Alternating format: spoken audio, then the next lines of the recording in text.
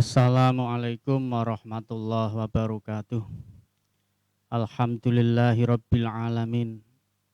Assalatu wassalamu ala sayyidina Muhammadin wa ala alihi wa ashabihi ajma'in.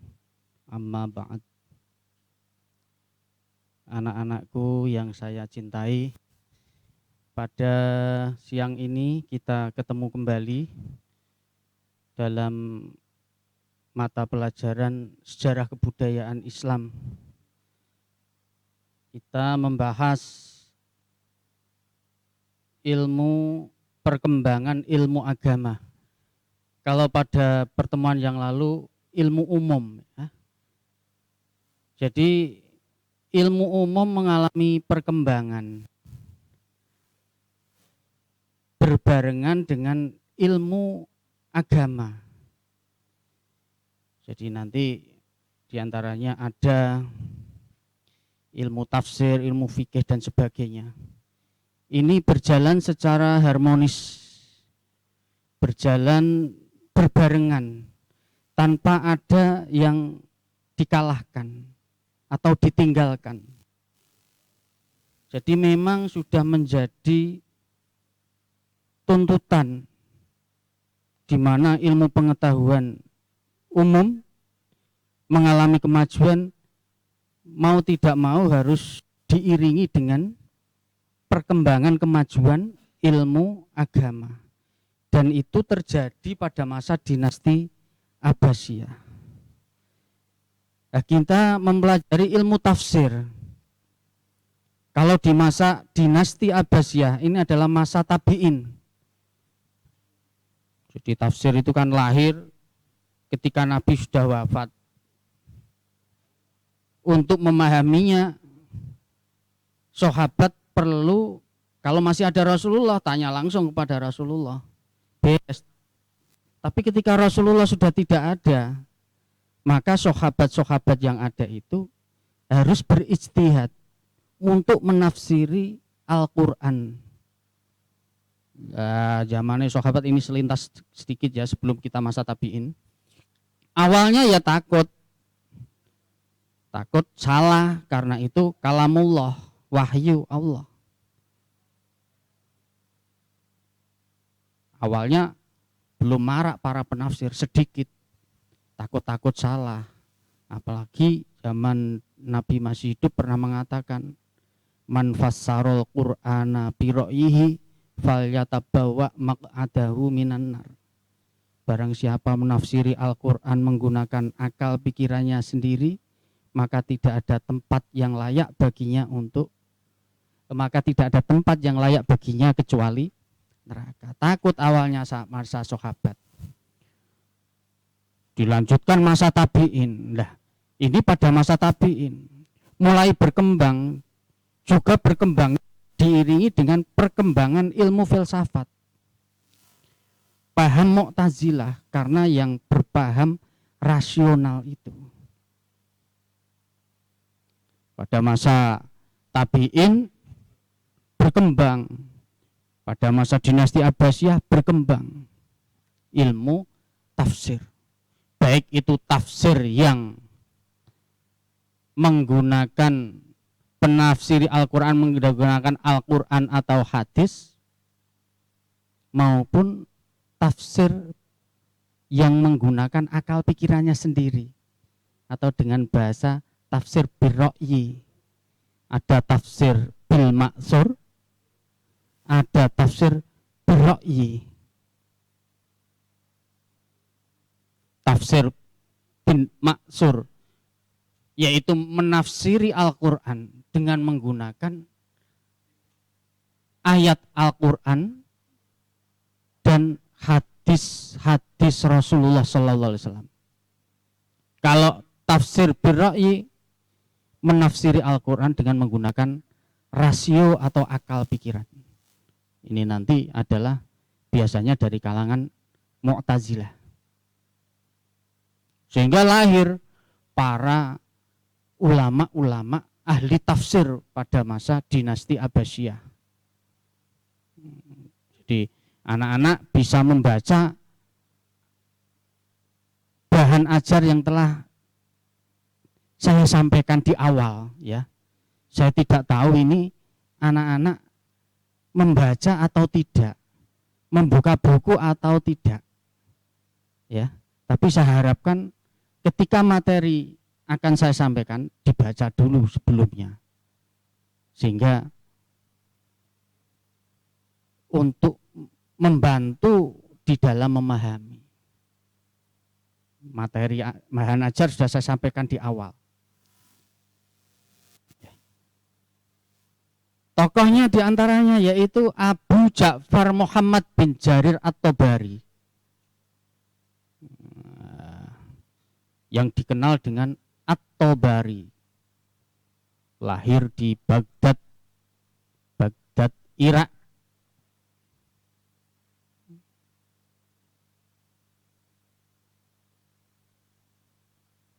Beliau pernah belajar kepada Muhammad bin Hummad Ar-Razi,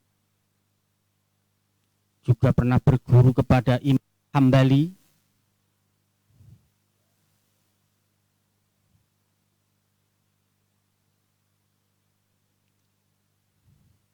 beliau juga menghafal 100.000 hadis.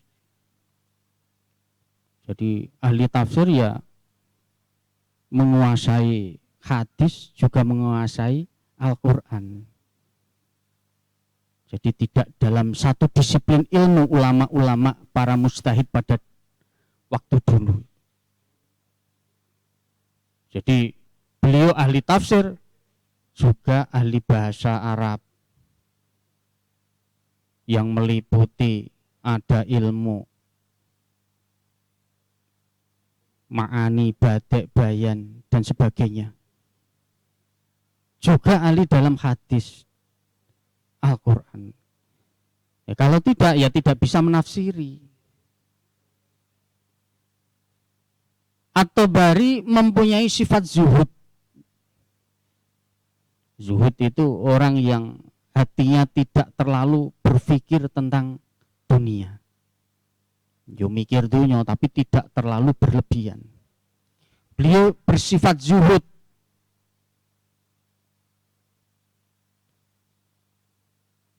Beliau selalu menolak. Jadi pada masa dinasti Abbasiyah sering ditawari jabatan-jabatan strategis, tapi beliau menolaknya.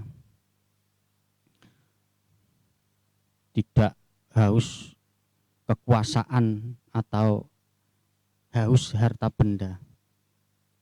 Mempunyai sifat zuhud. Beliau lebih fokus pada keilmuan. Mendalami keilmuan, yaitu ilmu tafsir. Karyanya diantaranya yang sangat masyhur yaitu Jami'ul Bayan fi Tafsiril Quran, atau kadang disebut At-Tafsir At-Tabari. Kemudian Tarikhur Rasul wal Mulk, sejarah para rasul dan raja-raja. Tarikhur Rijal, Tahdzibul Asar, dan yang lainnya, karya lainnya. Tokoh yang kedua Fakhruddin Ar-Razi. Ini lahir tahun 1149 Masehi.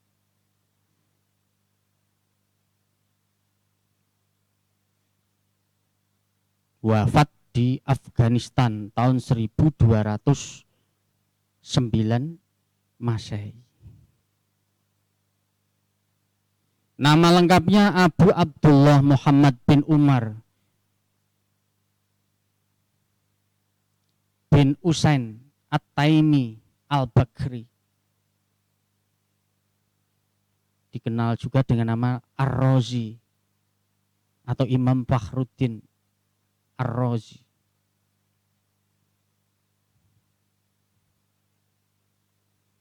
Karya beliau di bidang tafsir, Mafatihul Ghaib, ini bisa dibaca di bahan ajar yang telah saya sampaikan ya, tidak saya sebutkan semua. Tafsir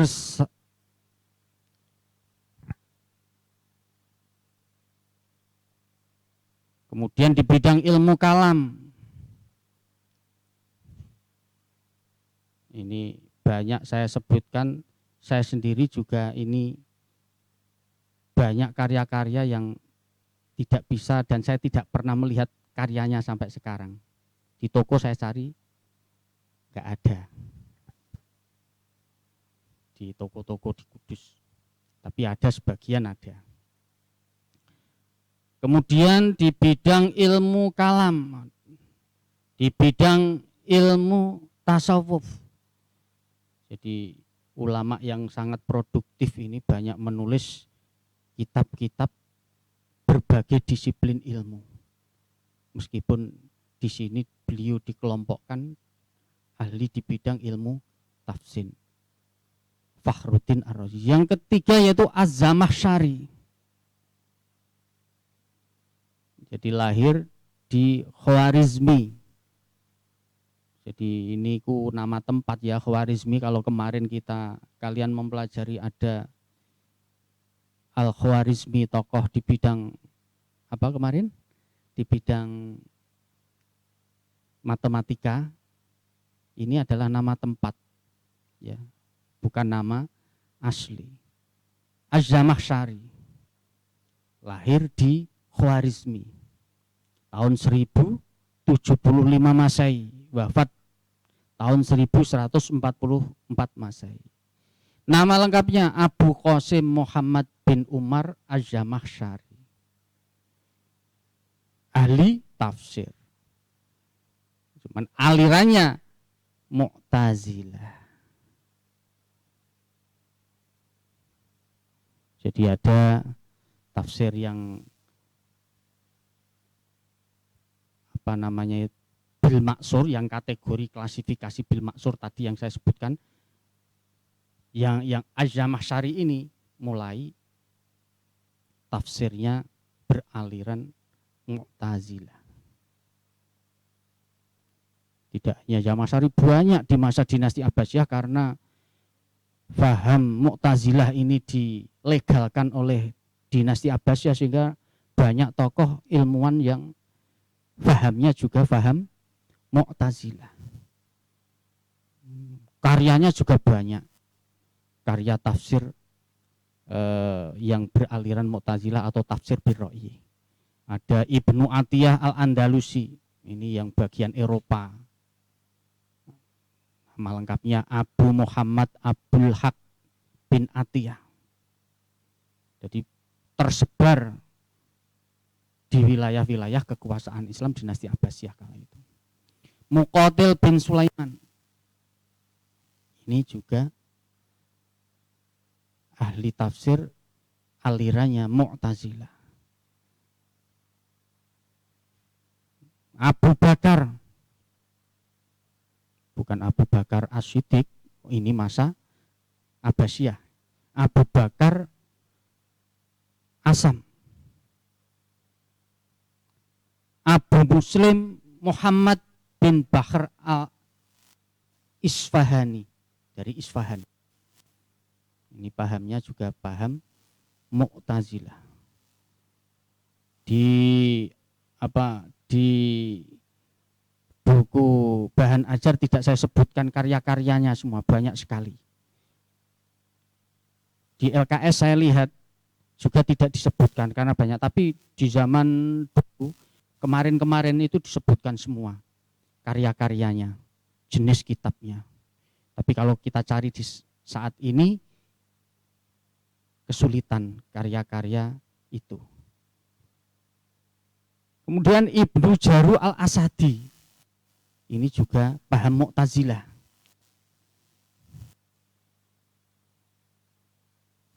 Abu Yunus Abdus Salam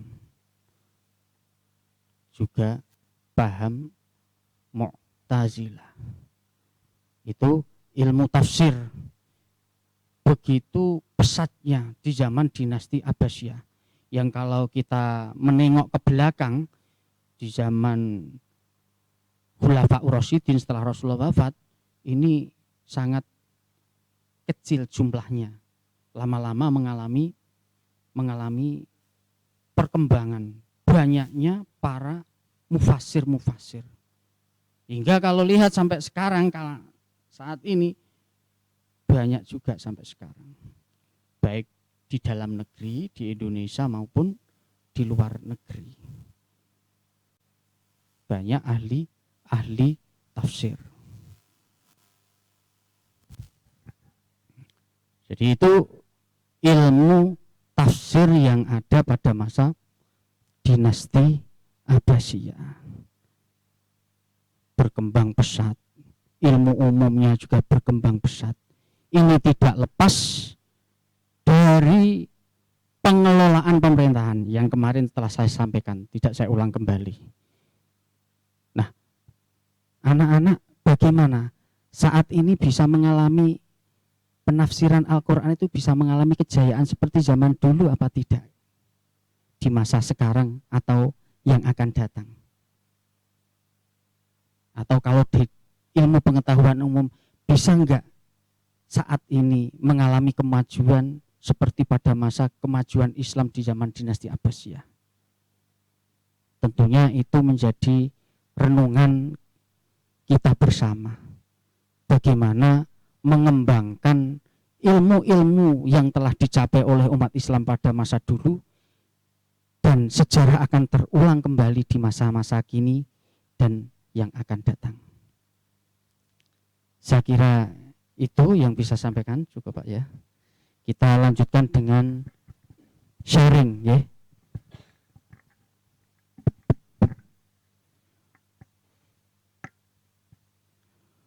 Demikian penyampaian materi sejarah kebudayaan Islam dari beliau Bapak Abdul Fattah.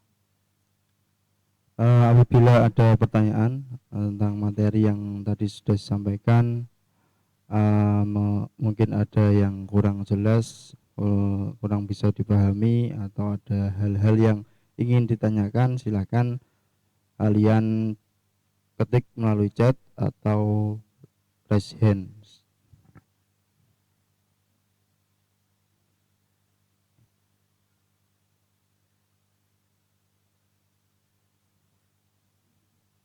Silakan.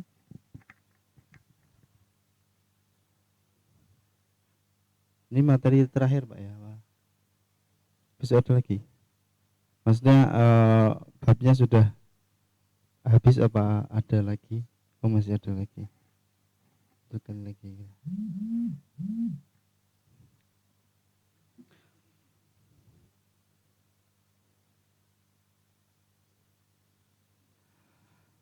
Ayo silakan.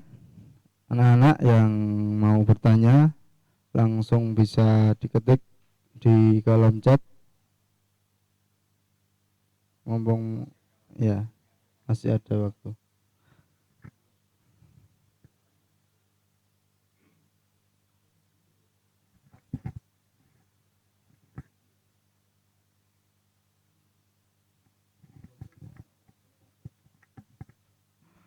Ini ada satu pertanyaan dari Darul Quran Kerandon. Assalamualaikum, apa yang dimaksud dengan mufasir? Apa yang dimaksud dengan mufasir? Dari PP Darul Quran Kerandon. Mufassir, ilmunya tafsir. Mufassir, orang yang menafsiri Al-Quran. Ilmunya tafsir. Mufassir, orang yang menafsiri Al-Quran. Jadi ada mufassir, ya, ada ilmunya tafsir, orang yang menafsiri Al-Quran, ahli di bidangnya adalah mufassir. Seperti halnya kemarin ilmu hadis, ada muhaddis, ya, orang yang ahli dalam bidang ilmu hadis. Begitu ya, itu bahasa saja, tidak esensial. Baik, ada pertanyaan lagi? Apa tidak? Kalau tidak kita lanjutkan. Mungkin Bapak Fatah ada tambahan sedikit sebelum diakhiri.